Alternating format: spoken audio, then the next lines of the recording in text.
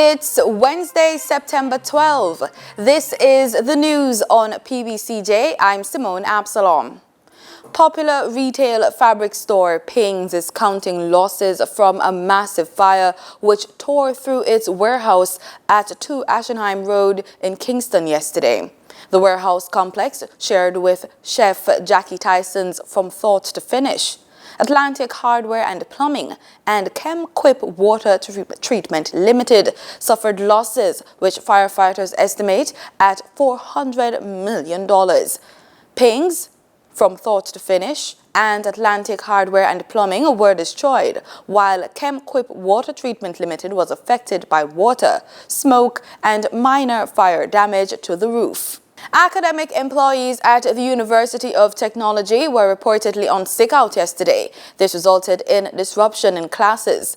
Nebert Langley, president of the University of Technology Academic Staff Union, said it is unclear how many employees were absent.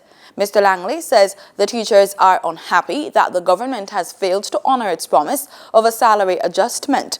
Last month, the union suggested that it would not exclude the use of firm methods of getting its grouses heard in relation to concerns about a salary adjustment, which should have been granted in 2007. Jamaican company Technological Solutions Limited, TSL, headed by Dr. Andre Gordon, has been contracted by the Caribbean Agricultural and Research Institute to revise the CARICOM standards and code of practice for the packaging of natural coconut water in the region. A statement from the company Tuesday said that a team will be meeting with coconut water industry stakeholders in 5 CARICOM countries: Guyana, St. Lucia, Dominican Republic, Suriname, and Jamaica. According to the statement, Dr. Gordon headed a research team back in 2004 through to 2007, which conducted a study on coconut water production that could identify a means of assessing the quality of the product for a growing market. $60 million has been donated to small coffee farmers who have been severely affected by the ongoing decline in the industry. Philanthropist and businessman Michael Lee Chin and his family made the donation. The money will be made available through the Rural Agricultural Development Authority, RADA, which will assist the neediest of the 7,000 registered coffee farmers. Under the arrangement, farmers will indicate to RADA what their immediate needs are in terms of tools and their supply to boost their productivity. RADA will then purchase the items required. The announcement was made during a media briefing at the New Kingston offices of the Ministry of Industry, Commerce, Agriculture and Fisheries on Monday. Jamaica Defense Force Coast Guard has advised fisherfolk occupying the Keys to evacuate and move to land. The Coast Guard has issued a news release that it is on high alert and will also be evacuating its personnel from Station Pedro Keys. The fisherfolk have been warned that storms can strengthen suddenly and become even deadlier, as well as become more unpredictable overnight. According to the National Meteorological Center, Tropical Storm Isaac is located about 805 kilometers east of Martinique. On this day, 30 years ago, Hurricane Gilbert, one of the most intense storms on record at the time, slammed into Jamaica at Category 3, causing death and destruction. Power lines were downed, water supply disrupted, roads blocked, and widespread damage to buildings and other physical infrastructure. It is also reported that 49 persons died as a result of the storm. In regional news, Prime Minister Roosevelt Skerritt Tuesday urged citizens to be fully prepared as Dominica was placed on a hurricane watch despite Hurricane Isaac being downgraded to a strong tropical storm. Skerritt was addressing a news conference. I want to urge all of us in Dominica to take these warnings seriously. Whether it is a tropical storm, a tropical storm watch, or whether it's a hurricane watch or hurricane warning, we must treat all of them the same way. The fact remains the storm is some distance away from us and anything can happen.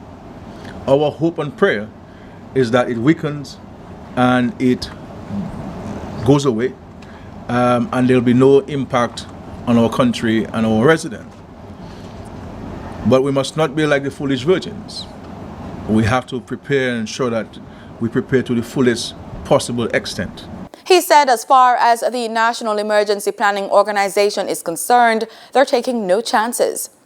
We are taking no chances, and we're leaving no stone unturned in respect to the preparation of the state, the country, and its citizens for this incoming weather system.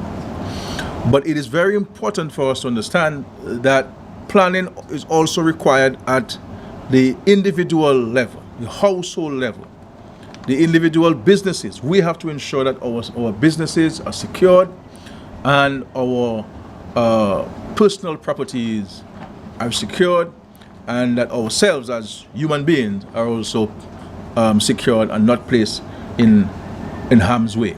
The Miami-based National Hurricane Center, in its latest bulletin, said that hurricane watches had gone into effect for Martinique and Guadeloupe, while a tropical storm watch is in effect for Antigua and Barbuda and Montserrat. It said that the storm, which was located at 775 miles east of the Lesser Antilles, had maximum sustained winds of 70 miles per hour. That's at news time. In the meantime, Barbados Prime Minister Mia Mottley said the country had mobilized all resources to prepare for the passage of Tropical Storm Isaac. I'd like this evening, to report to the people of Barbados that the key heads of departments and agencies and ministries have been meeting this evening since 5:30 to be able to prepare in the event of there being an issue with us having to go under tropical storm or hurricane warning later this week, given the tremendous activity in the Atlantic Ocean. Before we go any further, I'd like to ask the head of the Met Office, Ms. Sonia Nurse, to please address us. Thank you, PM. This afternoon, I'm here to give you a brief update on the position of Tropical Storm Isaac. At 5 p.m., it was located at 14.5 degrees north, 40.3 degrees west, or about 1,290 miles or 2,200 kilometers east of Barbados. And the system continues to move towards the west. It has strengthened during the last few hours, and further strengthening is anticipated. The system is likely to become a hurricane during the course of tonight into early tomorrow, but on the projected track, it should remain well to our north, and the center should pass to our north around Wednesday night into early Thursday morning. And the Met Office will continue to monitor the progress of the system.